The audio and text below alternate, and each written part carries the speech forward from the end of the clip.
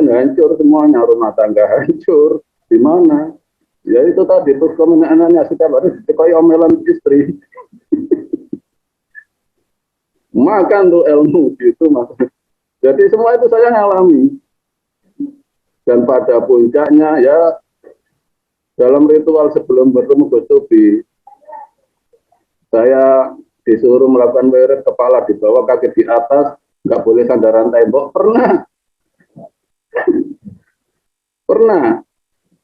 Yang terakhir saya putus asa gini Mas Dede, untuk satu saya sampai mencapai untuk menuju Allah, saya dilarang berhubungan intim dengan istri selama 2 tahun, tapi harus ikhlas. Udah saya angkat tangan, ampun.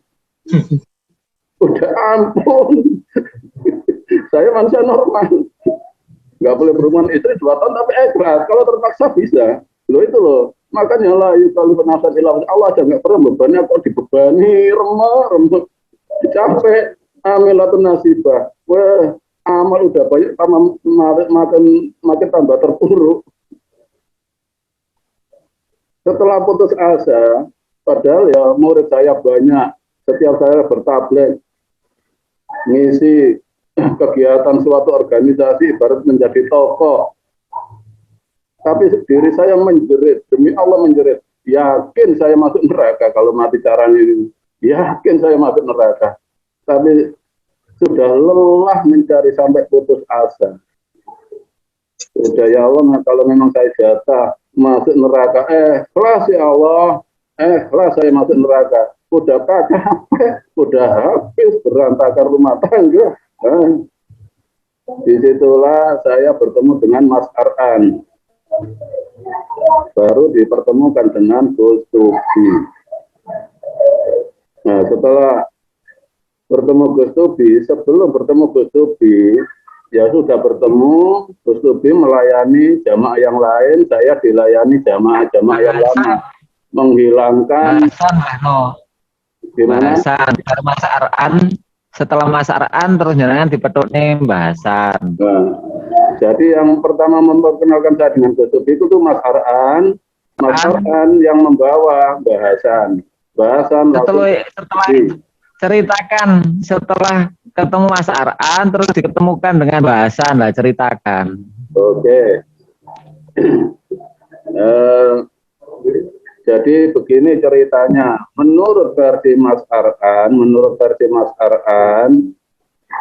kata Mas Ar'an, Gus Tubi itu mendapat isyarah. Ada mutiara di arah sana. Kebetulan arahnya itu tempat saya bermukim di Kediri. Dan Mas Ar'an oleh Gus Tubi ditugaskan untuk mencari siapa mutiara ini.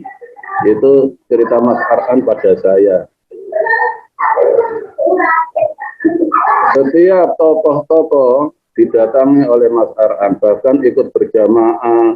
Tapi setiap didekati oleh Mas Ar'an, semua lari. Baru mendekati saya.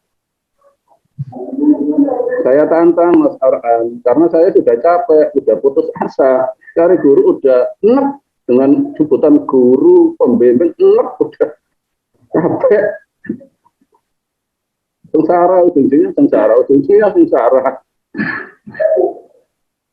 Saya tantang Mas Ar'an, kalau memang bisa membersihkan semua khodam ilmu yang ada pada diri saya ikuti sampai mati saya.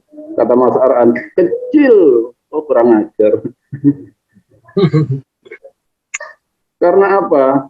Saya melakukan ritual apapun, saya lakukan ingin membersihkan apa yang ada pada diri saya.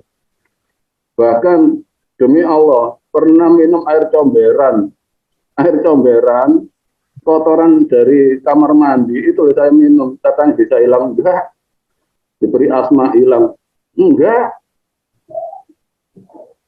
Saking inginnya bersih. Begitu Mas Ar'an saya tantang, saya mau mengikuti gurumu. Kalau memang bisa membersihkan semua khodam ilmu saya sampai 0, saya ikuti sampai mati. Kata Mas Ar'an gini, kecil, kurang ajar.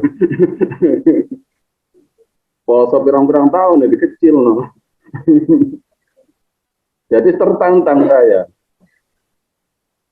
Setelah itu besoknya katanya saya mau dipertemukan dengan pembimbingnya. Saya belum kenal Gus Sufi. Di situ yang datang namanya Mbah Hasan. Ya lucu lah, terjadi ada kelucuan. Mbah Hasan, saya kira Gus Sufi. Setelah menemui saya, ya memang saya didalili Quran kitab, ya saya makan. Sehingga ya, seperti itu, bahkan nggak bisa bicara. Akhirnya malah bukan ini, ada yang asli bukan ini. Ceritanya seperti itu. Buktikan kalau memang bisa menghilangkan ilmu saya dipukuli, Allah nggak hilang, katanya udah hilang, enggak, masih ada. Setelah itu malam Jumatnya, itu malam Kamis, malam Jumat, saya cari Gus Sufi. Kebetulan di area wilayah Jombang waktu itu, Jombang Ngoro. Nah disitulah saya bertemu dengan Gus Sufi. Apa saya langsung masuk? Percaya? Enggak. Saya lihat aja, lihat orangnya kan dari belakang, membelakangi saya. Orang kecil gini mau ada apanya? Pakai celana, pakai sarung, celananya lebih panjang dari sarungnya. Ini orang apa hiasan sawah ya? Asli batin saya seperti itu. Tapi begitu Gus Sufi menoleh pada saya, itulah saya terkejut. Pancaran sinar wajahnya merobohkan saya. Baru pertama kali ini saya bertemu wajah seperti ini. Ternyata belakang dan depan jauh. Nah, waktu itu memang tekad saya, niat saya ingin membersihkan diri saya. Saya tantang bersihkan. Cuma Gus Sufi nggak langsung menangani, Mas Didi. Masih membuka teman yang lain yang menangani satu musola penuh waktu itu ngaji di musola. Katanya melihat penampakan pada diri saya banyak. Ya dipukul, ditendang nggak karuan, tapi goyang pun nggak saya. Sini pukul lah nggak karuan. Semua memukul saya, apa sakit enggak? Goyang enggak. Akhirnya Gus Sufi keluar, saya disupport demi Allah, mau dibersihkan demi Allah. Ikhlas saya dipeluk hilang Mas Dede. Langsung hilang bersih, enggak ada apa-apa, kosong. Ya itu baru digembleng sama Gus Sufi. Untuk menghilangkan keakuan memang ya saya dididik oleh Gus Sufi sampai nggak ada manusia di hati saya. Mengalami masa jadab, tasawuf dan waro yang sudah pernah saya ceritakan sampai sebelum saya layak untuk diikuti oleh saudara yang lain, saya nggak ditampilkan karena apa? Masih sifat keakuan. Karena keakuan yang tebal, akhirnya terakhir saya dibuang di gunung, tepatnya Kampung Beluru, Bojonegoro, Kecamatan Gondang. Di sana terakhir saya disengsarakan oleh Gus Sufi. Dan ketika sudah waktunya saya suruh turun gunung pulang, akhirnya kenal dengan saudara-saudara semua. Itu perjalanan saya Mas Didi. Iya, iya. Jadi selama saya mengikuti orang yang membebani, nggak nyampe ke Allah. Padahal saya nggak pernah setengah-setengah, nggak pernah setengah-setengah, sepenuh hati melakukan. Tapi cerita lainnya gini Mas Dede, semua guru-guru yang saya datangi memandang diri saya katanya ada apa ya, sesuatu yang luar biasa pada diri saya ada sesuatu yang luar biasa, dan itu akan muncul kalau sudah ketemu yang mampu membuka kuncinya. Ya saya yakin yang mampu membuka kuncinya ternyata Gus Sufi, sehingga ya seperti ini jadinya. Luar biasa.